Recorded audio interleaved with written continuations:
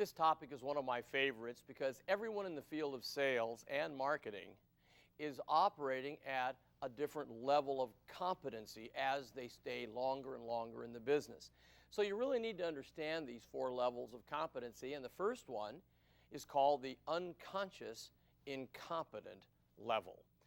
Now, the unconscious incompetent is defined as a person doesn't even know, they don't even know what they're doing. And that's how most of us go into the field of sales. We don't know because we've never tried it. Now, we have preconceived notions often.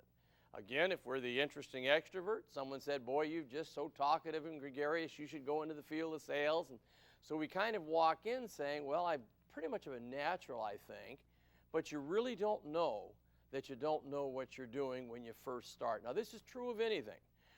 I don't care what you want to try to do. If you were to pick up a new sport where you watched it on television and said, I think I'll try that, well, you'd be unconsciously incompetent when you started. You wouldn't even know you didn't know that activity until you tried it. Now, many of you that are brand new and have not been out in the field, have not talked to live, breathing future clients, oftentimes you have no sensitivity as to what's actually going to happen yet. That's why you've got to be patient with the field of sales. It takes patience to learn exactly what to say and do. It usually takes about 3 weeks when a person goes into this wonderful profession before they go to level number 2, which is called the conscious incompetent level. See, now you know you don't really know what you're doing.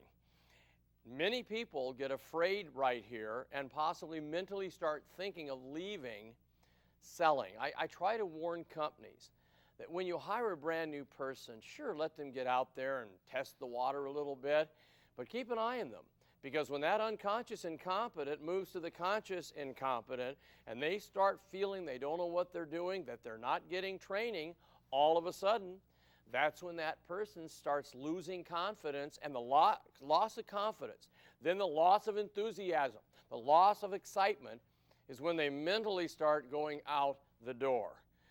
Now, of course, our goal in this training is to give you the tools you need to get to level number 3. And that third level of competency is called the conscious competent. What that person is a person who now knows what to do. But you have to think about what you're doing. You have to think about what you're saying. You have to kind of say, now, they are going to be saying this today at the presentation table, so I'll be ready and I'll say this. See, that's thinking. That's called conscious competence. Now, my goal is to get a person that uses my training to get to level number 4, which we have defined as the unconscious competent, which means this person no longer has to think. If you wanted to define them, they operate professionally, exceptionally, totally on reflex. They don't think anymore. Someone gives them an objection, an area of concern, they don't even think. They handle it with a total reflex.